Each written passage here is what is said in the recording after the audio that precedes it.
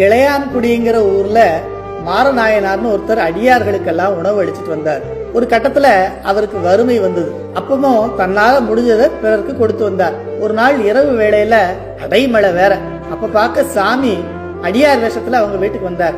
அடியாருக்கு எப்படியாவது சாப்பாடு கொடுக்கணுமேன்னு மழையோட போய் காலையில வயல்ல விதைச்ச அந்த விதை நெல்லெல்லாம் எடுத்துட்டு வந்து அதை சமைக்கிறதுக்கு விறகு இல்லாம குடிசையின் உத்தரத்தை உடைச்சு போட்டு எரிச்சு சமையல் பண்ணி கொடுத்தாராம்.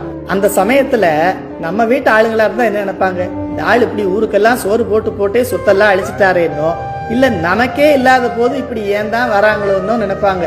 ஆனா மாரநாயனாருடைய மனைவி என்ன நினைச்சாங்களா, ஒரு காலத்துல நமக்கு எவ்வளவு வசதி இருந்துச்சு, அடியாருக்கெல்லாம் விதவிதமா சமைச்சு போட்டோமே, அப்ப வந்திருந்தாருன்னா எவ்வளவு நல்லா கவனிச்சிருக்கலாம், அது மாதிரி இப்ப கவனிக்க முடியலையே நினைச்சு வருத்தப்பட்டாங்களாம். இதை ஒப்புரவறிதல் அதிகாரத்துல நயனுடையான் நல்கூர்ந்தானாதல் செய்யும் நீர செய்யாது அமைகளாவாறு என்னும் குரலில் வைத்து விளக்கி, பண்டை நினைவு எண்ணி நொந்தார் பாகஞ்சை மாறராம் தொண்டர் மனைவியார் சோமேசா கண்டோம் நயனுடையான் நல்கூர்ந்தானாதல் செய்யு நீர செய்யாது அமைகளாவாறுன்னு சோமேஸ்வர் முதுமொழி வெண்பால திருவாவூர்துறை ஆதீன குலதெய்வம் மாதவ சிவஞான சுவாமிகள் நமக்கு அருளி செய்கிறார்.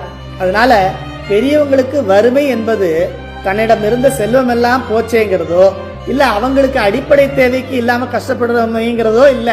நாம ஏற்கனவே அடுத்தவங்களுக்கு செஞ்சுட்டு இருந்த உதவியை இப்பவும் அதே மாதிரி செய்ய முடியலையேன்னு வருத்தப்படுறாங்க பாத்தீங்களா, அதுதான் அவங்களுக்கு வறுமைங்கிறத நமக்கு அறிவுறுத்துகிறார். அதனால நாமும் என்கிட்ட என்ன இருக்கு அடுத்தவங்களுக்கு கொடுக்க, எனக்கே பத்தாதேன்னு நினைக்காம நம்மால் முடிந்த உதவியை பிறருக்கு செய்து இந்த வாய்ப்பு இறையருளால் நமக்கு கிடைச்சதுங்கிறத நினைச்சு இறைவன் திருவடியை அடைய முயற்சி செய்வோம்.